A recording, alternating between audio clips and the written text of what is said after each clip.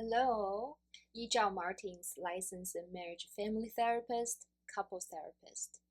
So, how do you motivate your partner with ADHD? So, motivation is a huge thing in our modern life.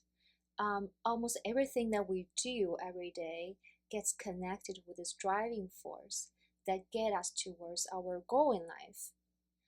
It's especially challenging for people on the spectrum of the ADHD that to self-motivate, what we call self-activation, basically to get you started from nothing to channel your energy towards your goal and take the necessary steps to achieve that goal.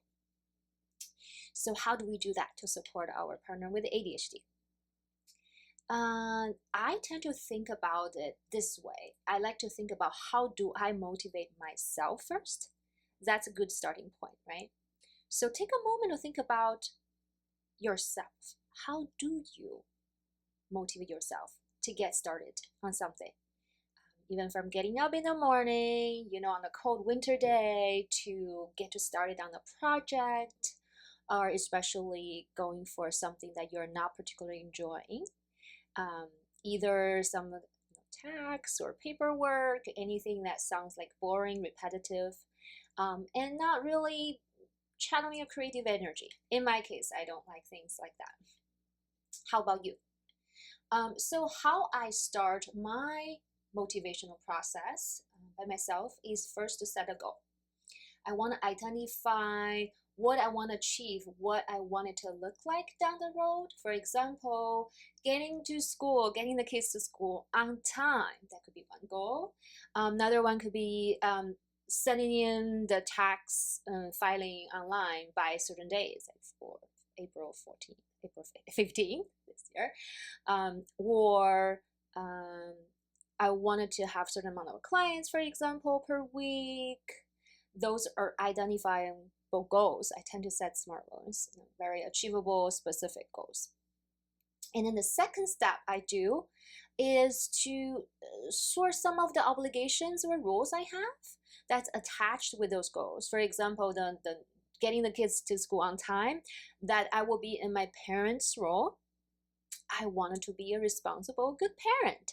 And then I use that obligation and role to motivate myself. Like, oh, I won't be like a parent like that. And so my goal is to get my kids on to school, playground on time at this time. And that's how I motivate myself, the second step. Or say if I wanted to be in my taxpayer role, I don't want to be punished by not sending in on time. I can file extension where I can file the tax on time by the certain deadline. I'm in the role as a taxpayer. That's the second step. Again, another example. So what's after that? I know my goal, my role, and then I can set up steps to get there. Tax might be a better example because it's more complicated, that I will collect all my data for expenses for business and my income from last year.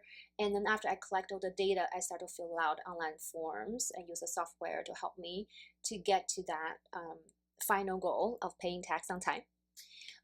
And I just go about it, right? I put it in my calendar which day I want to collect expenses, which day I wanted to do my income, and by what time I wanted to be able to fill out most of the data in the online software. So I put it in my calendar and I follow through.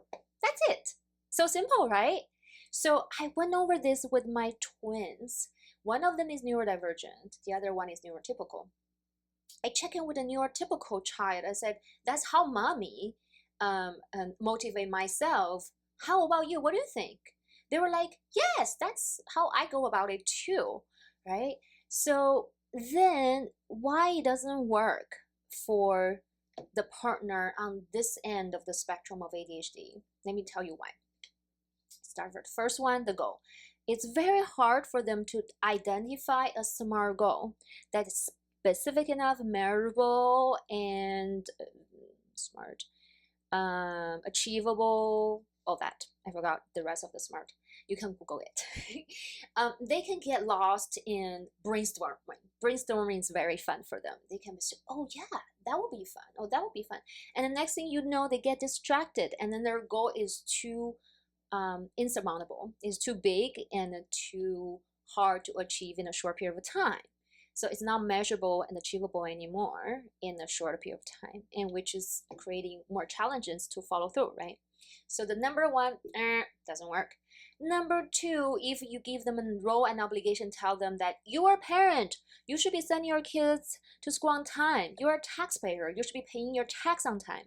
When they hear the should as an obligation and a role they're in, what part of them get triggered? Very likely the part of them that's saying, you can't make me. The rebellious oppositional part get activated. So they want to push against the boundary to see what they can get around with it. Or they might trigger a guilty part of them and say, well, I feel so guilty, I didn't do that before. And then they go down to the shame hole, and then they don't have enough energy to motivate themselves and to work towards the goal. So the second one doesn't work either. How about the third and the fourth, to break down into small steps and then just follow through? That's simple enough, right? Oh no, that is the most challenging thing most of my clients with ADHD face, is to break down things into smaller steps and pieces.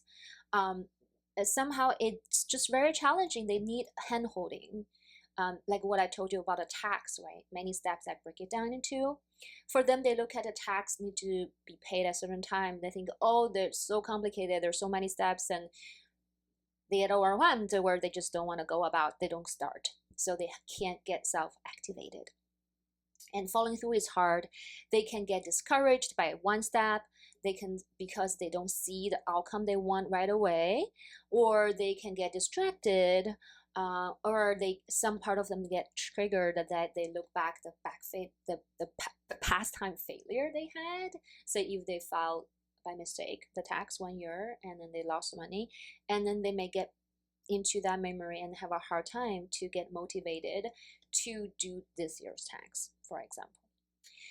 So then what do? The neurotypical way of self-motivation may not work for partners with ADHD on the spectrum, of the ADHD spectrum. What do?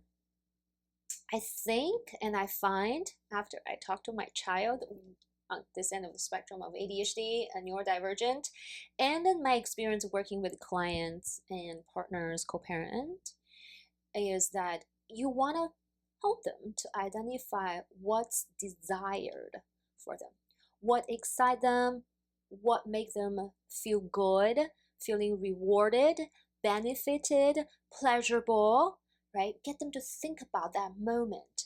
For my child on the spectrum of ADHD, I really help them to think about the future at the end of the school day and what they will get rewarded if they take the step to do the things that's required in school. For example, to observe the rules in the morning lineup, follow the rules, and they get rewarded either by the teacher or by me after school. Some validation, maybe a treat and surprise, right? So, but it's still hard for them to retain that information for the long term. But that helped them to think about the pleasurable reward, to identify that goal instead of thinking what you're supposed to be doing. That's your obligation. That doesn't sound like fun at all. So their brain just reject that right away. Okay. So what about 3 and 4? After they identified what's desirable, the goal, the outcome is, how do you help them to break down into smaller steps and to reward them, their effort for each steps, and to finally achieve the goal down the road? I said, don't even try it. That is the job of an ADHD executive functioning coach or a therapist who specializes in ADHD work, because sometimes different part of the ADHD partner can get activated throughout the process. The guilt part, the shameful part, the part I'm not good enough, why even try, the I fail many times, don't take the risk. Many parts can get activated. And as a partner and not trained in this, you may not know how to deal with those parts, and your part may get activated by that because you have reaction to that. Your parts react to that. Unless you really wanted to fall into the parent-child dynamic, which is not sexy at all. Probably kills your drive, the sex drive, and all the good stuff in relationship, right? So leave that chunk of work to professionals who are specialized in that, who are trained in that, and with these experiences. Outsource and focus and enjoy your partner for the fun interactions that the two of you have. Last tip of the day: how to motivate your partner with ADHD or on the spectrum of the ADHD is to love them, to see them for who they are and all the beautiful traits that they have and the beautiful moments that you share with each other. If you accept them for who they are and their challenges, their limitations, and appreciate the positive traits that you really enjoy and you really appreciate, that will really motivate them to be even better for themselves and for your relationship. And they don't feel obligated to change themselves for who they are so you can love them. What about all the all the troubles and frustrations that you have with them, that you feel your needs are not met? I ask you to think carefully and discern. Are you willing to love them and accept them for who they are?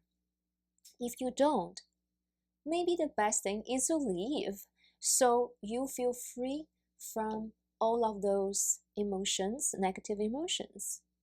And maybe someone easier will be a better fit for you, so you don't get entangled in the parent-child dynamic and put your partner down and in some way re-traumatize your partner with ADHD to reinforce the message that they're not good enough, that there's something wrong with them, that they don't deserve the love that everybody deserves. And I know it's easy to say than do this. First, we need to accept ourselves for who we are and love ourselves. Then we have the room to accept other people and love them. So there's a lot of work involved. And the fact that you're attracted to someone with ADHD, that you are in this relationship, might be a sign that there's some work for you too. So I hope this is inspiring for you and helpful. If not, that's fine too. I will see you next week, my friends.